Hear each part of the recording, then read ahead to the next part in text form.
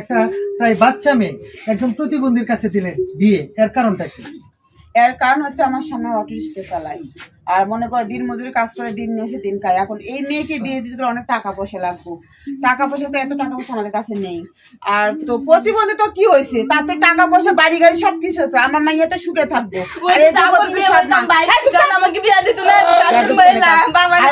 চেহারা, এই চেহারা যদি কেউ বিয়ে করতে চায় অনেক অনেক টাকা লাগবে, আপনি বোঝেন না আমার কথা। আর এই যে বারবার বলছেন সৎ মা সৎ মা, ওই তো সৎ মা বলে না, যতই ভালো সৎ কোনো আপন হতে পারে না।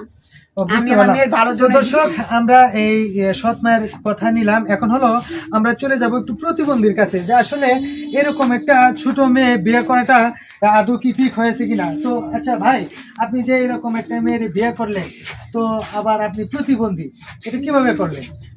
এটা তো আমি ওই মেয়ের মায়ের তো আমি আগে থেকে চিনি, কথাবার্তা কইছি, আর যেটা পয়সা দিছি, তারপরে মনে করেন আমার তো চলতে একটা লোক লাগে, আর আমার টাকা পয়সার তো সমস্যা নাই, ঠিক আছে।